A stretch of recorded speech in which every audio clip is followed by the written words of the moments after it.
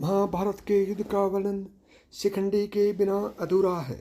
शिखंडी महाभारत का एक ऐसा रहस्यमय पात्र था जो भीष्म पितामह की मृत्यु का कारण बना था।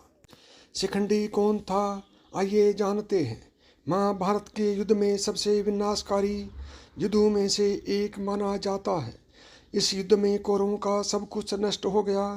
धृतराष्ट्र और गांधारी के 100 पुत्रों को जान गंवानी पड़ी।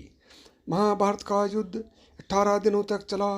महाभारत के युद्ध में जब कौरवों की सेना पांडवों की सेना पर भारी पड़ने लगी, पांडवों को हार जाने का डर सताने लगा, क्योंकि भीष्म पितामह पांडवों की सेना पर लगातार भारी पड़ते जा रहे थे। श्री कृष्ण के मन में तब एक युक्ति आई और उन्होंने भीष्म पितामह को परास्त करने के लिए शिखंडी का सहारा लिया।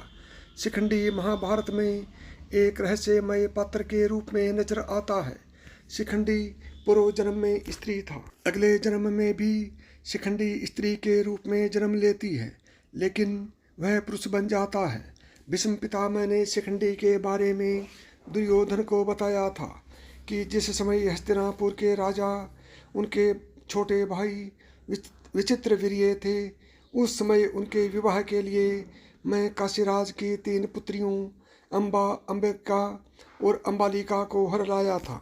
लेकिन जब पता चला कि अम्बा राजा सल्व को प्यार करती है, तब अम्बा को पूरे सम्मान के साथ राजा सल्व के पास भेज दिया। वहीं राजा सल्व ने अम्बा को अपनाने से इनकार कर दिया। इसके बाद अम्बा ने भीष्म से बदला लेने की ठान ली। अम्बा की स्थिति के बारे में जब नाना राज ऋषि पुत्रवाहन को पता चला तो उन्होंने अम्बा को परशुराम जी से मिलने के लिए कहा। अम्बा ने अपने साथ हुई घटना की पूरी जानकारी परशुराम को बताई। तब परशुराम जी ने भीष्म को अम्बा से विवाह करने के लिए कहा, लेकिन भीष्म ने ऐसा करने से इनकार कर दिया। परशुराम को यह बात बहुत खराब लगी और इसके बाद उन्होंने भीष्म से युद्ध किया, लेकिन वे भीष्म से पराजित हो गई। उधर युद्ध समाप्त होने के बाद अम्बा भीष्म के सर्वनाश के लिए यमुना किनारे तप करने लगती है और तप करते करते अम्बा अपना शरीर त्याग कर देती है। अगले जन्म में अम्बा वत्स देश के राजा के यहाँ जन्म लेती है। अम्बा अपने पूर्व जन्म के बारे में जानती थी, इसलिए भीष्म से बदला लेने के लिए वह पुनः तप करना शुरू कर देती है। इस बार उसके तप से भगवान शिव प्रसन्न होकर उसे वरदान मांगने के लिए कहते हैं। तब अम्बा भीष्म की पराजय का वरदान मांगती है। भगवान शिव उसे मनचाहा वरदान देते हैं, लेकिन अम्बा कहती है कि प्रभु, कन्या होकर वह भीष्म को कैसे पराजित कर सकती है।